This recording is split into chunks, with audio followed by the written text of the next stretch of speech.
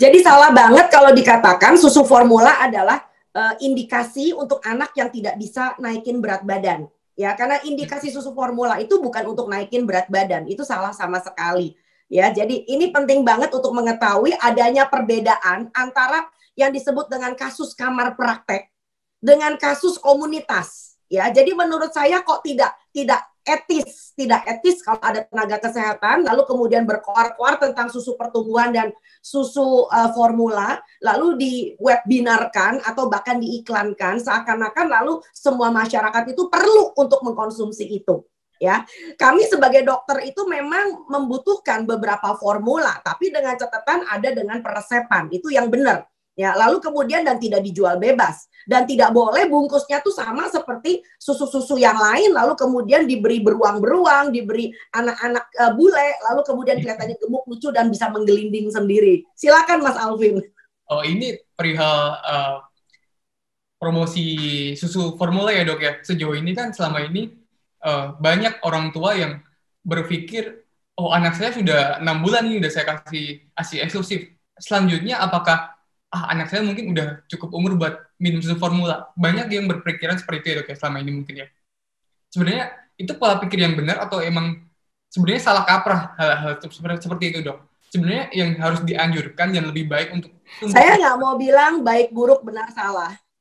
Tapi saya nggak mau bilang baik buruk benar salah. Sebenarnya yang baik itu seperti apa dok untuk tumbuh kembang anak? Saya nggak bilang baik buruk atau benar salah. Itu hanya sekedar feedback buat pemerintah Indonesia, buat seluruh masyarakat Indonesia bahwa pendidikan itu nggak mempan.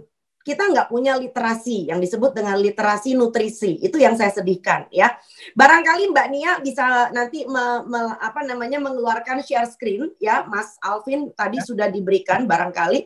WHO sendiri menjelaskan bahwa susu pertumbuhan itu nggak dibutuhkan, unnecessary. Ya, coba nanti ditayangkan kalau memang ada dan itu suatu bukti bahwa merupakan suatu promosi yang sifatnya kebablasan, superlatif ya, digede-gedein seakan-akan anak itu butuh susu pertumbuhan. Yang mana itu tidak benar sama sekali. Bahwa lalu kemudian umur 6 bulan anak itu sudah mulai masuk dengan makanan pendamping ASI, maka kita harus mendidik orang tuanya memberikan makanan pendamping ASI yang berkualitas dengan kuantitas yang cukup.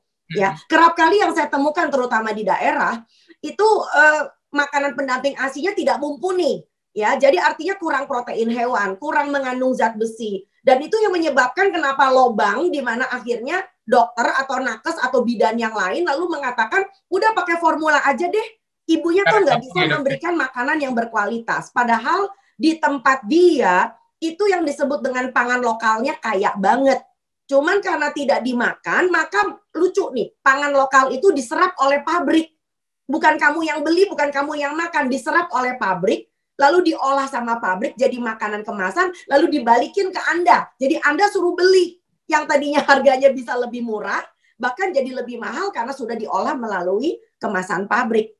Ya, jadi ini adalah sesuatu gap di Indonesia yang sudah waktunya kita bereskan. Ini sudah waktunya kita berjuang bersama. Terima kasih sudah nonton. Jangan lupa like, subscribe, dan share ya.